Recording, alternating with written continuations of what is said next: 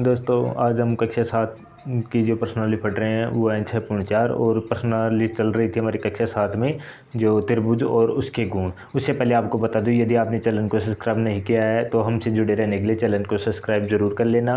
तो चलिए हमारी प्रश्नावली स्टार्ट करते हैं। 6.4 जो 6.4 का हमारा जो पहला क्वेश्चन जो आपको यहाँ पे दिख रहा है, क्या देखो दी गई मापों से क्या कोई त्रिभुज संभव है क्या।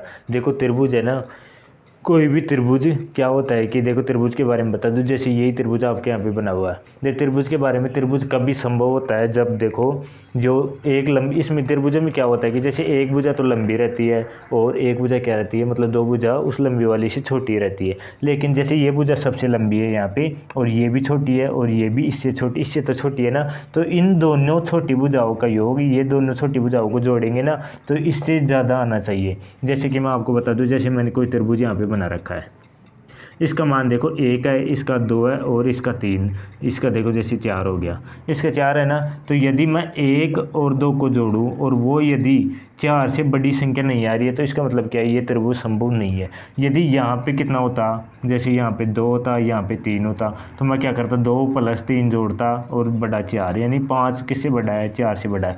तो यानी छोटी वाली दो भुजाओं का योग यदि बड़ी वाली भुजा से क्या हो, बड़ा हो, तो क्या होगा, हमारा त्रिभुज बनाने क्या हो जाएगा, संभव हो जाएगा। तो देखो हमारा जो प्रश्न नंबर 1 है इसी पे आधारित है। यहाँ पे देखो छोटी वाली भुजा कौन कौन सी दे रखी है, 2 + 3, 2 + 3 > 5। 2 + 3 किससे बड़ा होना चाहिए, 5 से बड़ी होनी चाहिए। देखो 2 और 3 को जोड़ने पर कितने होते हैं, 5, और 5 5 के बराबर है ना, तो इसमें त्रिभुज संभव नहीं है, संभव नहीं है। क्यों नहीं है, ये तो आप लिख दोगे, छोटी वाली दो भुजाओं का योग बड़ी वाली भुजा से क्या आ रहा है, छोटा या बराबर आ रहा है, तो ये संभव नहीं है। इसमें देखो छोटी वाली दो भुजाएं कौन कौन सी, 3 और 6, 3 + 6 > 7, 3 और 6 कितने हो गए, 9 और 7। देखो क्या 9 7 से बड़ा है क्या, क्या 9 7 से बड़ा है कि, बिल्कुल हाँ। तो यहाँ पे लिखेंगे संभव है, संभव है, क्योंकि छोटी वाली दो भुजाओं का योग क्या है, 7 से बड़ा है। कि संभव है क्योंकि 9 7 से क्या है, बड़ा है। ये तो सबको पता है कि 9 ज़्यादा है 7 ज़्यादा है, तो 9 तो 7 से क्या है, बड़ा है। इसके बाद देखो छोटी वाली दो भुजा कौन कौन सी है, 3 और 2, 3 और 2 को जोड़ूं तो इतनी संख्या आनी चाहिए कि वो 6 से बड़ी हो। देखो यहाँ पे कितना आता है, 5, तो देखो 5 का 6 से बड़ा है क्या, बिल्कुल नहीं है। तो क्या करेंगे यहाँ पे, संभव नहीं है। यहाँ पे मैं केवल ये लिख रहा हूँ संभव नहीं है, तो आप लोग ये मत सोचना क्या संभव नहीं है। देखो दी गई मापों से क्या कोई त्रिभुज संभव, यानी इन मापों से क्या कोई त्रिभुज बनाया जा सकता है क्या, इससे नहीं बनाया जा सकता, इससे बनाया जा सकता और इससे नहीं बनाया जा सकता। इसके बाद देखो ये देखो PQR के अभ्यंतर, PQR के अभ्यंतर यानी अंदर की ओर कोई बिंदु O लेते हैं, ले लिया। इसके बाद ये बताएं क्या OP OQ और PQ सही है क्या। देखो सबसे पहले अभ्यंतर मैंने देखो बीच में क्या ले लिया, O बिंदु ले लिया। अब मैं इस O बिंदु को क्या है, आपस में मिला रहा हूँ, ध्यान से देखना, इस O बिंदु को क्या कर रहा हूँ, मिला रहा हूँ, और यहाँ पे मैंने दे दिया O बिंदु। अब देखो सबसे पहले एक बड़ा त्रिभुज था, उसके अंदर देखो छोटे छोटे 3 त्रिभुज बन गए। यहाँ पे देखो 1 त्रिभुज, 2 त्रिभुज और 3 त्रिभुज बन गए, 3 त्रिभुज।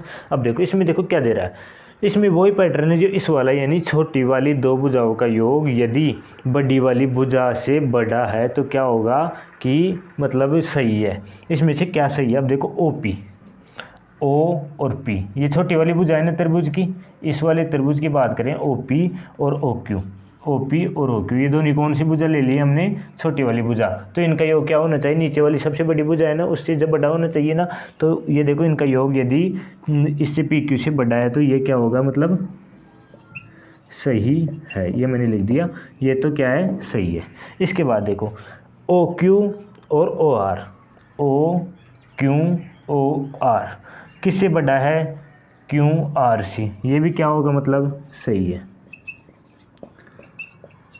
आपने क्या बताना है इसके अंदर, कि बताना है कि त्रिभुज बनेगा या नहीं बनेगा। तो यहाँ पे तो अपने को दिख रहा है साफ साफ त्रिभुज बन रहा है, तो इन भुजाओं का योग ऐसे होगा। अब देखो OR और OP किससे बड़ा है, RP से, तो ये भी क्या है, सही है। ये सही दे रखा है, तो हमारे पास त्रिभुज का निर्माण हो रहा है कौन से का, PQR का, और उसके बिंदु कौन सा बिंदु है, O बिंदु है। तो चलते हैं हमारे प्रश्न नंबर 2 में।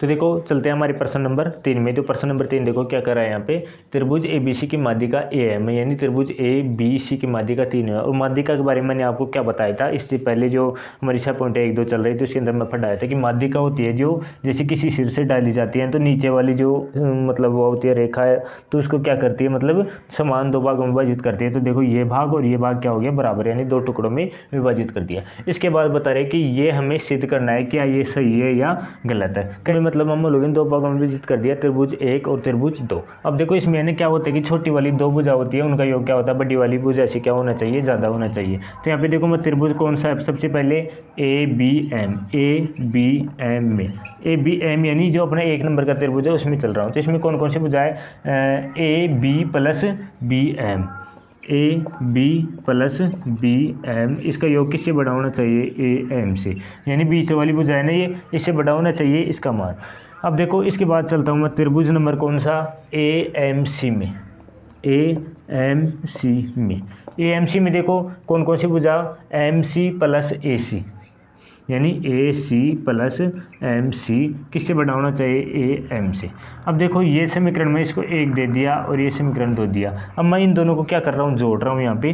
तो देखो सबसे पहले AB को ऐसे कैसे, प्लस BM को ऐसे कैसे, प्लस AC को ऐसे कैसे, प्लस MC को ऐसे कैसे, और ये निशान ऐसे कैसे, AM और AM, यानी 1 AM यहाँ पे, 1 AM यहाँ पे, कितना हो गया, 2 AM हो गया। इसके बाद देखो मैं AB और AC को इधर ले रहा हूँ, AB + AC को इधर ले रहा हूँ, प्लस BM + MC, और किससे बड़ा है, 2AM।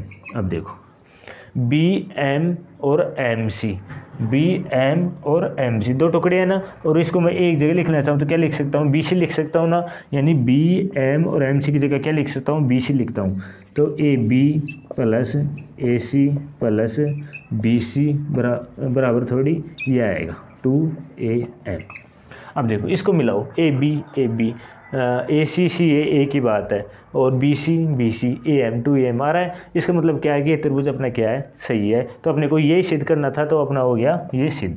इसके बाद चलते हैं हमारे प्रश्न नंबर 4 में। हमारा प्रश्न नंबर 4 का माइंड में, यानी दोनों एक ही चतुर्भुज पे हैं, तो मैं इसको एक साथ लिख लिया यहाँ पे, प्रश्न नंबर 4 और 5। अब देखो इसको हल करते हैं। सबसे पहले देखो ABCD क्या है, एक चतुर्भुज है, यहाँ पे पूछ रहा है क्या और क्या, मतलब इसका आंसर देना है क्या ये सही है या नहीं है। अब देखो इसमें बता दूँ मैं आपको कि देखो AB यानी AB, फिर क्या है BC, तो ये किसके, AC के, यानी यहाँ पे त्रिभुज कौन कौन सा बन रहा है अपना, ABC। यहाँ पे मैं देखो पहला त्रिभुज क्या है, त्रिभुज हल देखो, यहाँ पे हल कर रहा हूँ, त्रिभुज ABC में, यानी मैं किसको ले रहा हूँ, यहाँ से चल के यहाँ पे ABC को ले रहा हूँ। इसमें देखो कौन सी भुजा बड़ी है, ये वाली भुजा बड़ी है ना, A और C वाली, यानी इन दोनों का योग किससे बढ़ाएगा, AC से बढ़ाएगा, यानी AB + BC किससे बढ़ाएगा, AC से आएगा। इसके बाद देखो, इसके बाद त्रिभुज ले रहा हूँ मैं, कौन सा त्रिभुज, ये वाला ADC ले लिया, कौन सा, AD और C। अब इसमें देखो कौन कौन सी भुजा लिखते हैं हम लोग, AD ले लिया, एक तो A और D ले लिया, AD ले लिया। इसके बाद लेते हैं D और C, यानी CD ले लिया, AD और CD ले लिया। इसके बाद सबसे लंबी भुजा कौन सी है, AC नहीं है इस त्रिभुज की, तो कौन सी है, मतलब या तो ये वाली ले लो या फिर ये वाली ले लो, तो ये हो गई DB, यानी D और B ले लिया। इसके बाद देखो अब मैं इनको क्या करता हूँ, जोड़ता हूँ, इसको और इसको जोड़ता हूँ मैं यहाँ पे, तो इसको जोड़ता हूँ, देखो क्या मिलता है, AB + BC, इन दोनों को लिख लिया। अब इनको लिखता हूँ AD + CD। अब ये वाला चीज़ ना ऐसे कैसे लगा रहा हूँ, तो इनको जोड़ा हूँ, तो इनको भी जोड़ूंगा ना, तो AC + BD। अब देखो इसको मिलाओ, AB BC CD और DA और AC BD, यानी अपना सेम आ रहा है उसके जैसा ही। इसका मतलब इसका जवाब क्या आएगा, क्या चतुर्भुज ये पूछ रहा है ना, क्या ये, तो इसका आंसर आएगा यहाँ पे हाँ। इसके बाद देखो इसमें देखो क्या कह दे रखा है, AC और BD को 2 से गुणा करते हैं, यानी वो किससे बड़ी आ जाएगी, इससे बड़ी आ जाएगी। कैसे, अब देखो मैं यहाँ पे देखो इसको हल करता हूँ। सबसे पहले अपना क्या त्रिभुज, कौन कौन सा त्रिभुज लेंगे, अपना वही त्रिभुज लेते हैं पहले AB और C वाला। तो त्रिभुज ABC में, त्रिभुज ABC में मैं ले रहा हूँ किसको, AB ये वाली भुजा और BC ये वाली भुजा ले लिया। इसके बाद ये किससे बड़ा आएगा, ये वाला, ये आएगा किससे, AC से बड़ा, AC से बड़ा आएगा, बिल्कुल आएगा। यहाँ पे देखो आपको और बता दूँ, जैसे त्रिभुज, कौन सी त्रिभुज में ले रहा हूँ यहाँ पे, ए डी और सी, ए डी सी, त्रिभुज ए डी सी में, यानी त्रिभुज कौन सा, ए डी और सी में। अब इसमें कौन कौन सी आएगी भुजा, एक तो ए डी और सी डी, यानी C D plus A D. किससे बढ़ाएगा ये, किससे बढ़ाएगा, ये ए सी से बढ़ाएगा, या तो ए सी मान लो या फिर कौन सा बी डी मान लो, ये क्योंकि दोनों क्या है इसके विकर्ण है, तो इसको मैं मान रहा हूँ यहाँ पे बी डी मान लिया, बी डी। अब देखो, अब मैं इन दोनों को जोड़ता हूँ। सबसे पहले देखो आपको बात बता दूँ, जैसे ये इनको जोड़ने पर ये किससे बढ़ी आएंगी, ए सी से बढ़ी आएंगी। यदि मैं ए सी को 2 से गुणा कर दूँ, ए सी को 2 से गुणा कर दूँ तो क्या हो जाएगा, जैसे मैं इसमें ए सी को किससे गुणा कर रहा हूँ, 2 से गुणा, तो क्या हो जाएगा, A B plus B C से बड़ा क्या हो जाएगा, 2ac। यानी देखो यहाँ पे इस भुजा को मैं 2 बार लगा लूँगा तो ये इससे और इससे क्या हो जाएगी, बड़ी हो जाएगी। ऐसे इसी प्रकार C D plus A D में यदि मैं 2 से गुणा कर दूँ बी डी को तो ये भुजा इससे बड़ी हो जाएगी। अब मैं इन दोनों को जोड़ रहा हूँ, इन दोनों को जोड़ूंगा तो A B plus B C plus C D plus A D ये हो जाएगी 2ac प्लस 2bd हो गया। इसके बाद देखो दोनों में 2 आ रहा है तो मैं 2 को बाहर निकालूंगा, तो सबसे पहले इसको ऐसे कैसे A B B C C D D A, और इसको 2 को बाहर निकाल रहा हूँ तो क्या आएगा, ए सी प्लस बी डी। ये मैंने इसको बाहर निकाल दिया तो ये हो गया। इसका सोल्यूशन क्या है, इसके जैसा मैच खा रहा है तो इसका जवाब क्या आएगा, हाँ ये जो बात है ना, मतलब ये जो दे रखा है समीकरण वो क्या है, सही है, सही है, ये मैं लिख दिया। इसके बाद चलते हैं हमारे प्रश्न नंबर 6 में। नंबर 6 है हमारा आज का अंतिम क्वेश्चन। उसमें देखो क्या दे रखा है, एक त्रिभुज की 2 भुजाएं दे रखी है 12 cm और 15 cm। तो तीसरी भुजा की माप किन 2 मापों के बीच होगी। देखो हमें ना केवल 2 भुजाएं पता है और आप लोगों को पता है कि कुछ छोटी वाली 2 भुजाओं की माप बड़ी वाली एक भुजा के माप से क्या होती है, मतलब बड़ी होती है। तो हमें पता नहीं है कि तीसरी वाली माप या तो इन दोनों से छोटी भी हो सकती है, इन दोनों से बड़ी भी हो सकती है, इसलिए हमें 2 संख्या बतानी है जिनके बीच में तीसरी भुजा आएगी। देखो सबसे पहले माना तीसरी भुजा क्या मान लिया, यहाँ पे x है, तीसरी भुजा x मान लिया। सबसे पहले यदि मैं x को यदि छोटा मानूँ, x को छोटा मानूँ यानी छोटी वाली भुजा कौन सी है, 12। यदि मैं x को छोटा मान लेता हूँ और 12 लिखता हूँ तो ये मतलब ये जो संख्या होगी किससे बड़ी होगी, मतलब 15 से बड़ी होगी ना। यदि मैं x को छोटी वाली संख्या मान लेता हूँ तो ये संख्या किससे होगी, इससे बड़ी होगी। इसके बाद देखो मैं यहाँ पे ये हो सकता है कि वो x संख्या है ना इन दोनों से भी बड़ी हो, यानी ये दोनों छोटी वाली संख्या हो जाए तो क्या हो जाएगा, 12 प्लस 15, और इन दोनों का मान किससे बड़ा होगा, x से बड़ा होगा। एक तो ये कंडीशन बन रही है यहाँ पे, एक ये कंडीशन बन रही है, बिल्कुल बन रही है। तो इसके बाद देखो 12 15 हो गया अपना। तो देखो हमें क्या निकालना है कि मान निकालना है कि कौन सी 2 संख्याओं के बीच में होगी। सबसे पहले देखो यहाँ पे मैं देखो x है उसको ऐसे कैसे 15, इस 12 को मैं इधर लेके जा रहा हूँ, किसका हो जाएगा, माइनस का हो जाएगा ना। तो देखो x किससे बड़ा है, माइनस का।